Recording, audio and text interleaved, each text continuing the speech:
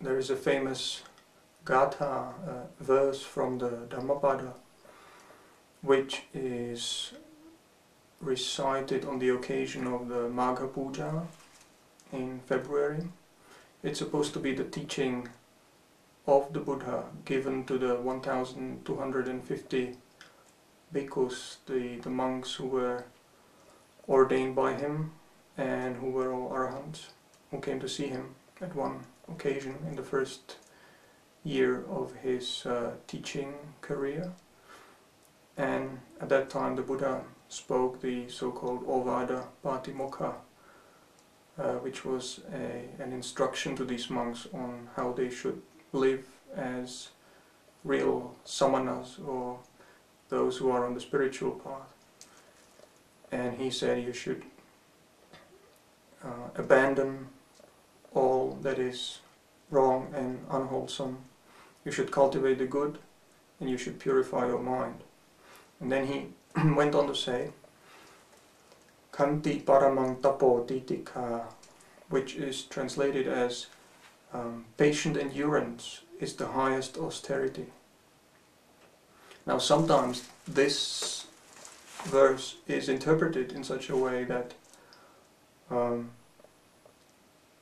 we should just endure anything that might arise, any situation, any pain in the body, and so on. We should just grit our teeth with strong determination and sit through pain or whatever difficulties we might be going through. And that this is considered the highest kind of tapas or austerity, austere practice. This kind of endurance, gritting your teeth, sitting through pain, breaking through all these things.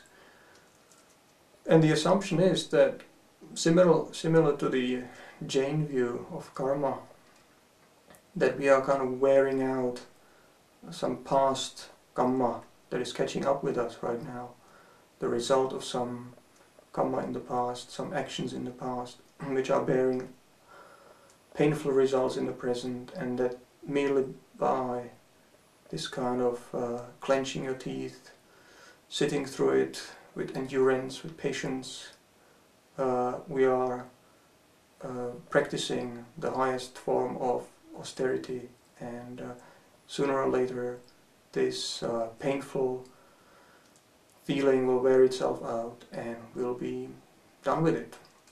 Now, if you read it in context, that particular verse and the verses that follow, I think this is not the only interpretation, or in fact it might be an incorrect interpretation, because this word khanti, or patience, endurance, is also followed by another word, titikkha, which means something like tolerance.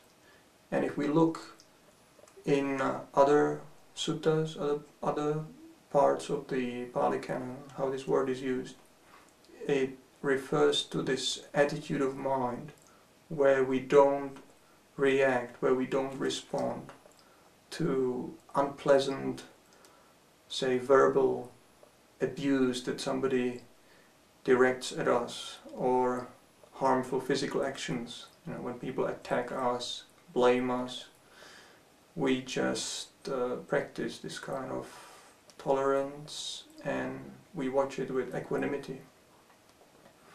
And then later in this verse the Buddha goes on to say that no true samana, no spiritual person will harm another one, will despise, blame, attack verbally another person, be aggressive towards another person. And that's the quality of a true samana, someone who is peaceful, who is practicing the peaceful path.